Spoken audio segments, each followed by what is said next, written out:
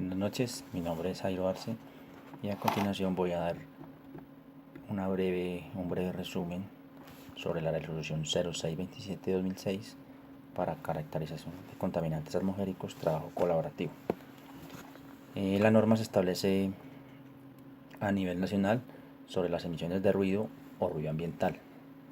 En él encontramos varios capítulos donde vamos a saber las definiciones, los horarios donde se deben establecer las mediciones, las unidades de medida con una referencia de 20 unidades de Pascal, los parámetros de medida, los niveles de presión sonora, el ponderado lento, el ruido residual medido como nivel de presión sonora equivalente y el nivel percentil equivalente a L90. Si no se puede medir un ruido residual, se toma el percentil como base. Se utilizan intervalos de tiempo representados por T, presión sonora, que equivale a la ponderación frecuencial del ruido residual o percentil. Tenemos los ajustes, cuando los niveles de presión continua, los ponderados y el residual se representan en una fórmula y el nivel percentil va a ser L90. Si son corregidos por impulsividad, tonalidad, condiciones meteorológicas, horarios, tipos de fuentes, receptores, y se corrige con el ponderado residual y percentil. Y a continuación también tenemos una ecuación para corregir de acuerdo al artículo 4. La ecuación es L RAXT igual a LAX por T más KI, KT, KR, KS, donde KI ajuste por impulsos, KT ajuste por tono y contenido de información, KR ajuste por hora del día, KS ajuste más o menos en bajas frecuencias y X cualquiera de los parámetros que trata el artículo con nivel de presión ponderado. En el capítulo 2 vamos a ver las aplicabilidades de la emisión del ruido para verificación de niveles de ruido desde las fuentes, el cálculo de medición, donde vamos a aplicar la fórmula con las equivalencias de una hora,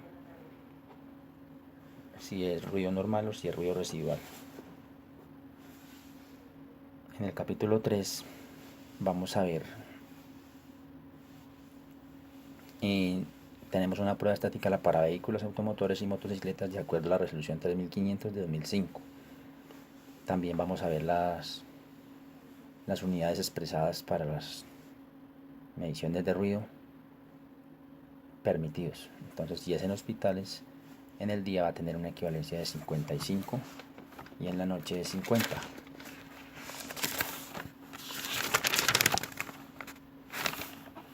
Si es una unidad residencial, de 65 en el día y de 55 en la noche.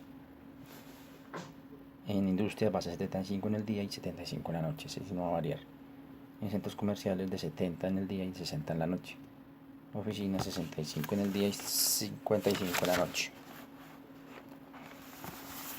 Y vamos a mostrar también en el capítulo 11 automotores, donde se les tiene que tomar una medición en el término de 2 años. Se van a tener en cuenta el ruido de las aeronaves, de acuerdo a la resolución 2130 de 2004, y el ruido en los aeropuertos. En el capítulo 3, donde vemos el ruido ambiental, vamos a ver que los artículos 14, 15, 16 y 17 nos hablan de la aplicabilidad del ruido ambiental, de las mediciones para realizar el diagnóstico del ambiente por ruido, de los intervalos de tiempo, de las referencias donde se establecen las 14 horas para el horario diurno y 10 horas para el horario nocturno.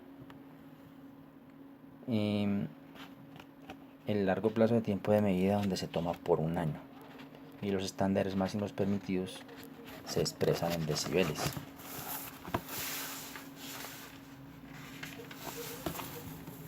En el capítulo 4 también vamos a tener en cuenta los equipos de medida y mediciones, con artículos de 18 y 19 donde se deben escoger los equipos con capacidad para medición que estén bien calibrados y de acuerdo a las condiciones del sitio donde se va a realizar la medición. En el artículo 20 las mediciones se deben hacer en tiempo seco donde no exista probabilidad de lluvias ni tormentas eléctricas porque alterarían la medida, y con vientos inferiores o iguales a 3 metros por segundo máximo. También se va a llevar un informe técnico donde nos especifican una fecha de medición, el propósito, la naturaleza y otras variables para este informe. En los artículos 22 y 23 hay una obligatoriedad de mapas de ruido final con sus fines y sus contenidos para poder desarrollar planes preventivos, programas y proyectos colectivos de seguimiento que van a usar en el plan de ordenamiento territorial. Vamos a mirar los requisitos para la realización de los mapas de ruido según el artículo 66 de la ley 99 del 93 y el artículo 13 de la ley 768 del 2002. Se van a realizar mapas diurnos y nocturnos. Las mediciones se van a hacer en edificaciones o en instalaciones auxiliares. Se van a instalar unas alarmas para medir ruidos que sean inferiores a o iguales a 85 decibeles. En el capítulo 5 miramos que hay una vigilancia y control de la competencia de la norma. Competencia de la CAR de acuerdo al artículo 66 de la ley 99 de 1993. Se van a tomar sanciones si se llegan a violar las disposiciones ambientales por las autoridades que impondrán sanciones o medidas preventivas. En el capítulo 6 vamos a tener disposiciones varias, referencias y anexos.